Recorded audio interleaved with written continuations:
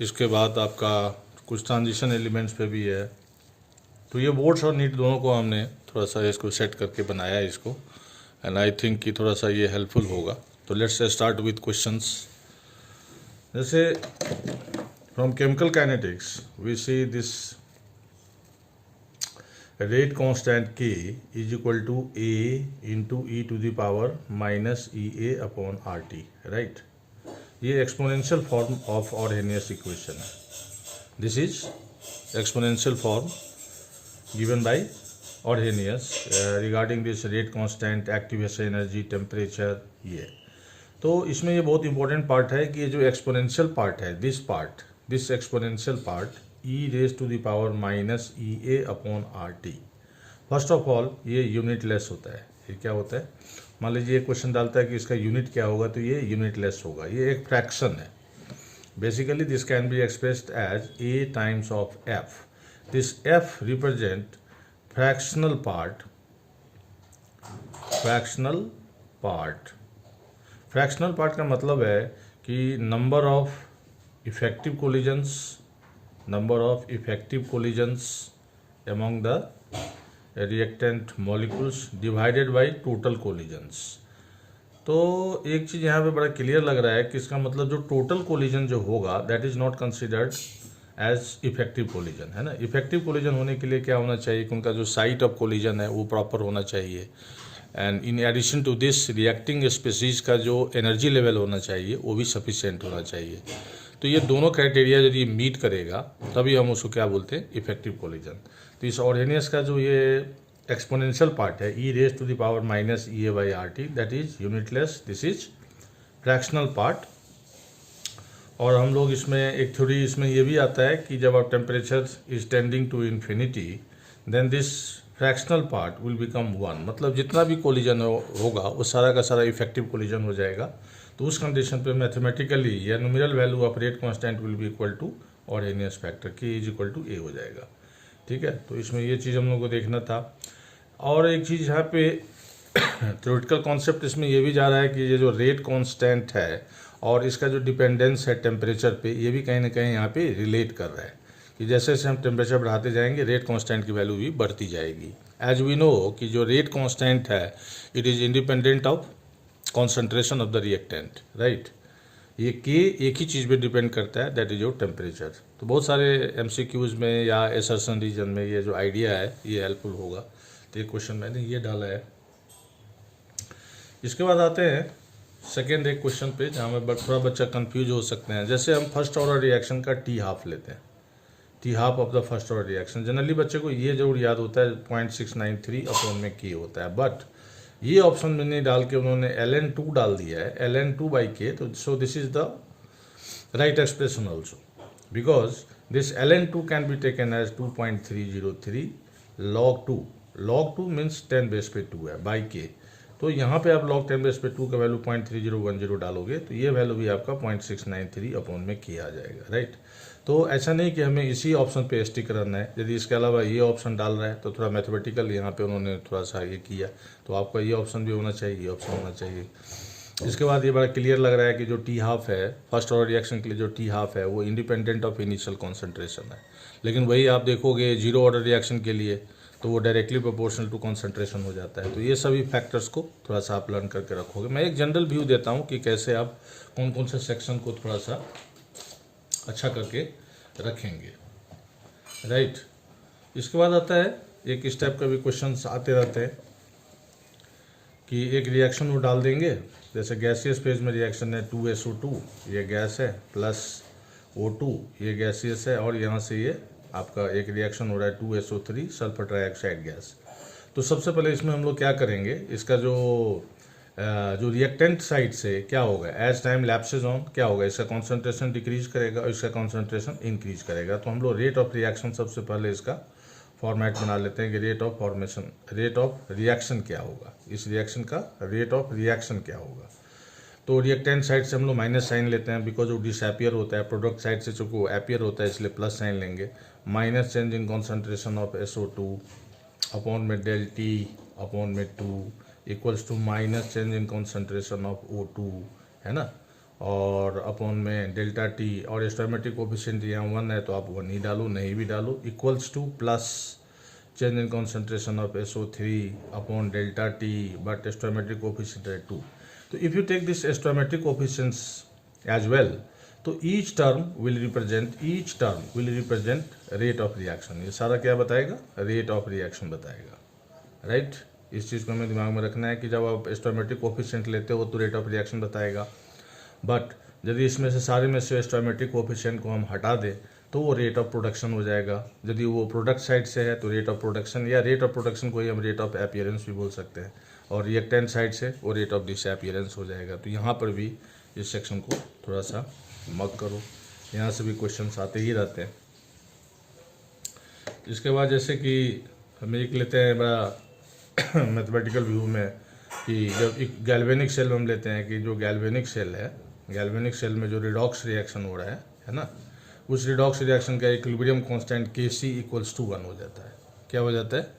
Equilibrium constant unity के बराबर हो जाता है. तो उस कंडीशन में क्या हो जाएगा? log Kc क्या हो जाएगा? 0 हो जाएगा. तो इस कंडीशन पे मेरा EMF of the cell will be equal to E0 cell हो जाएगा.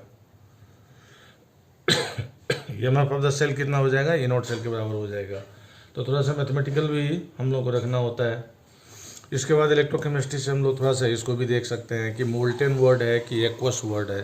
जैसे आप सपोज करो कि मोल्टेन, हीट के कारण सपोज करो कि मोल्टेन है, तो मोल्टेन AlCl3 है, इसका आप इलेक्ट्रोलाइसिस कर रहे हो और एक जगह पे कहीं डाल देंगे क्या कि एक्वस सॉल्यूशन ऑफ AlCl3 है, तो यहाँ दोनों में थोड़ा डिफरेंसेस हो जाता है. मोल्टेन में आपका एक ही कैटाइन है Al+3 और एक ही एनाइन है आपका Cl-1. तो इस केस में, मोल्टेन केस में तो खैर आपको कैथोड पे एल्युमिनियम ही मिलेगा, बट एक्वस कंडीशन में जब आप आओगे तो यहाँ Al+3 भी आ जाएगा और आपका H+ आयन भी आ जाएगा. तो अब देखेंगे कि एट ए टाइम तो एक ही स्पेसीज का जो है रिडक्शन होगा, तो Rp जिसका ज़्यादा होगा, जिसका Rp मोर होगा, उसका रिडक्शन हो जाएगा. तो इस केस में आपको कैथोड पे हाइड्रोजन मिल जाएगा, ठीक है. But in case of anions में हम देखेंगे Cl- है और OH- आयन है. तो एनाइंस के केस में जो आपका जो एनोडिक पोटेंशियल होगा, तो जो एनाइन जितना सिंपलर होता है वो उतना ही जल्दी डिस्चार्ज हो जाता है. तो इस केस में आपको दोनों केस में Cl2 जो है एनोड पर प्रोडक्ट जो है आपका वही रहेगा, ठीक है. हाँ, बट सपोज करो कि कहीं OH- आयन आ रहा है और कहीं सल्फेट आयन आ रहा है, तो ओबियसली ये यहाँ पे जल्दी डिस्चार्ज हो जाएगा, giving O2 as product at anode, ठीक है. तो इस टाइप के क्वेश्चंस को भी थोड़ा सा आप देख सकते हैं. मैं थोड़ा सा रैपिड फायर में बहुत सारे सेक्शंस को ले रहा हूँ.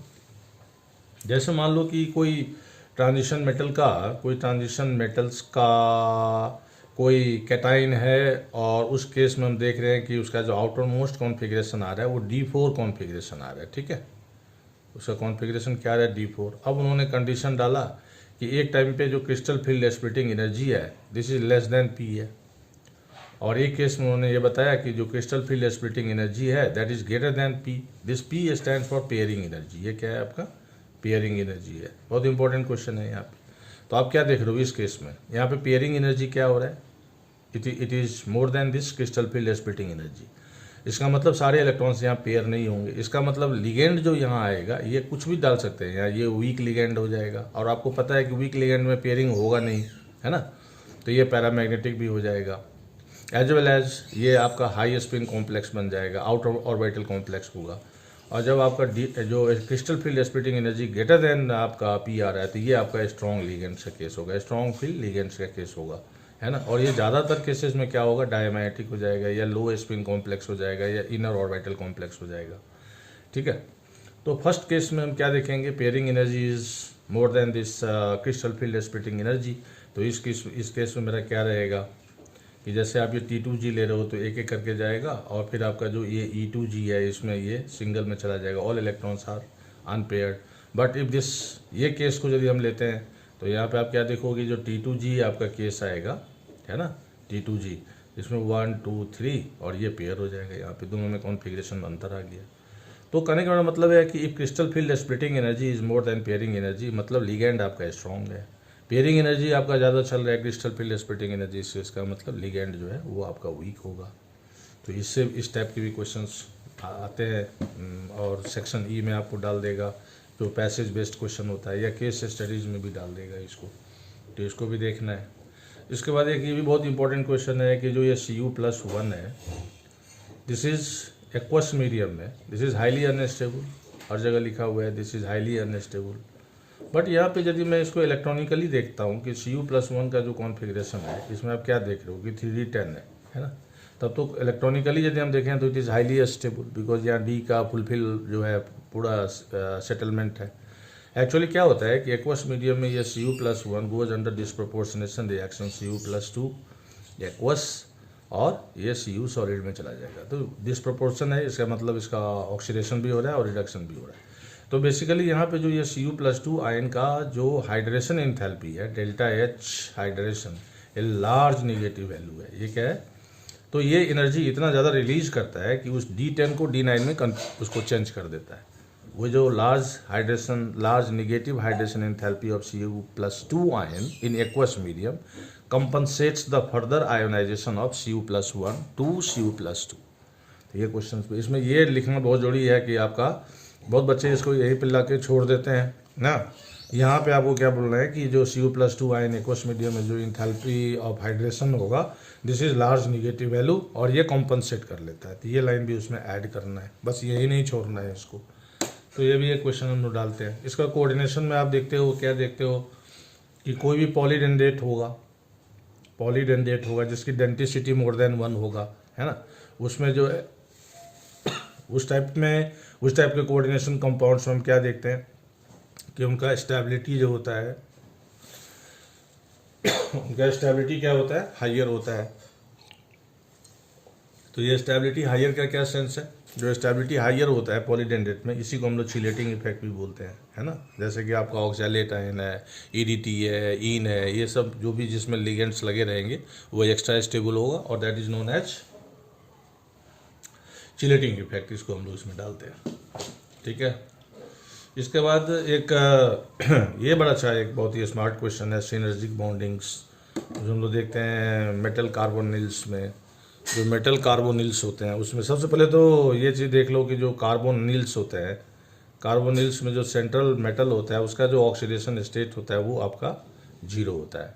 तो इसमें हम देखेंगे क्या कि जो मेटल और कार्बन का जो लिंक होता है, जो मेटल एंड कार्बन का जो लिंक होता है उसमें सिग्मा और पाई बॉन्ड दोनों कैरेक्टर इन्वॉल्व होता है। खासकर असर्शन रीजन में आ सकता है क्वेश्चन कि मेटल और कार्बन में किस टाइप का कैरेक्टर है, सिग्मा और पाई दोनों होता है।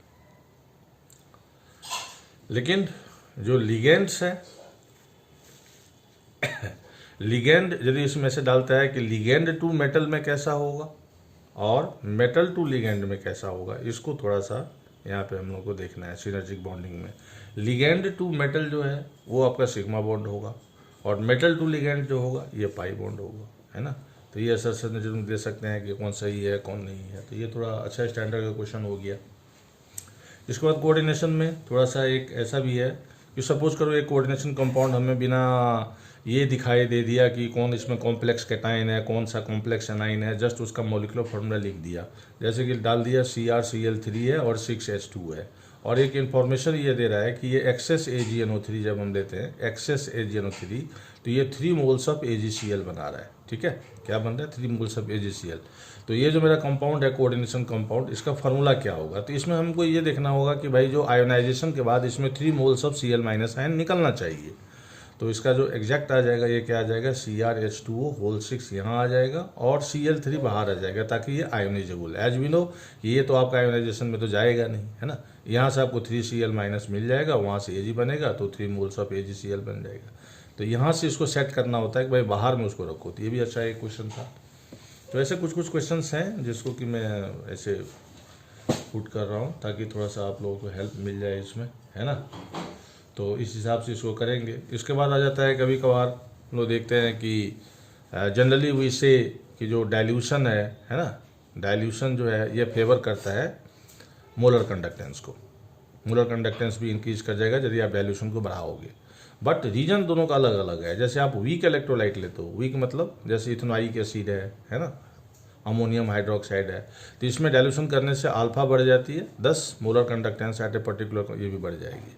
But in case of weak strong electrolytes, है ना, but in case of strong electrolyte तो अल्फा तो वहाँ ऑलरेडी 100% है और सबके सब टूटे हुए हैं। बट यदि वो कॉन्सेंट्रेटेड है तो among the ions inter ionic force of attraction आपका मैक्सिमम है, तो मोबिलिटी कम है। यहाँ पे क्या होगा कि यदि आप डायल्यूशन को बढ़ाते हो तो जो फोर्स है, जो force of attraction between cation and A9 जो है वो डिक्रीज करेगा, थस मोबिलिटी बढ़ जाएगी और आपका मोलर कंडक्टेंस भी बढ़ जाएगा। तो आउटकम सबका एक ही है, डायल्यूशन बढ़ाने से आउटकम वीक का हो या स्ट्रॉन्ग का हो, आउटकम एक ही है, बट जो मैकेनिज्म है वो डिफरेंट है। वहाँ अल्फा बढ़ा के, यहाँ फोर्स रिड्यूस करके, तो ये भी असर्शन रीजन में अच्छा क्वेश्चन हो सकता है। ठीक है, तो ऐसा कुछ हमने यहाँ पे ये सब कुछ सेक्शंस लिए हैं। यदि आप लोगों को ये वीडियो थोड़ा सा अच्छा लगता है रिगार्डिंग कि बहुत ही कॉन्सेप्चुअल है और ये है, तो डिस्क्रिप्शन में मेरा नंबर दिया हुआ है ना। My contact number is 9810736045।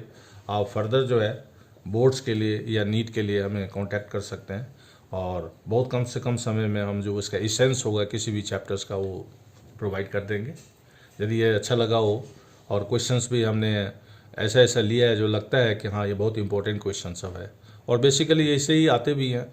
थोड़ा सा ग्राफ में भी आप देख लेना, जैसे केमिकल काइनेटिक्स है तो यहाँ देखना कि ln के वर्सेज 1/t ग्राफ है कि log के वर्सेज 1/t ग्राफ है। तो जैसे ln के वर्सेज 1/t ग्राफ है तो इसका जो स्लोप आएगा ई माइनस ये अपॉन में आ जाएगा। और इसी में यदि सपोज करो कि ये log के वर्सेज 1/t ग्राफ लेते हैं तो इस टाइम पे माइनस ये अपॉन में 2.303 आ जाएगा, है ना। तो ये सब चीज़ों को भी हमें देखना है। इसके बाद गैल्वेनिक सेल में आपको यदि ऐसा क्वेश्चन आएगा कि ई नॉट सेल निगेटिव क्यों नहीं हो सकता है, तो भाई ई नॉट सेल यदि निगेटिव हो जाएगा तो डेल्टा नॉट जी जो Gibbs free energy change positive हो जाएगा। इसका मतलब गैल्वेनिक सेल में जो रिडॉक्स रिएक्शन है वो नॉन स्पॉन्टेनियस हो जाएगा, इसलिए नहीं होगा। हाँ, ईएमएफ ऑफ द सेल जो है वो आपका जीरो होता है जब आपका इक्विलिब्रियम पे चला जाता है।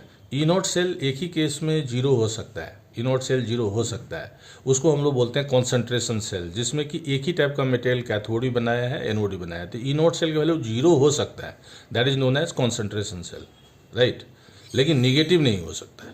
तो इस टाइप से यदि फिजिकल केमिस्ट्री है चाहे जो भी है, तो इस छोटे से वीडियो में मैं एक जस्ट आप लोगों को एक वे बताया हूँ कि इस टाइप से उसके इंटेंसिव होकर के इसको करेंगे तो फिर हाईली स्कोरिंग हो जाता है और बढ़िया नंबर आएगा। Thank you.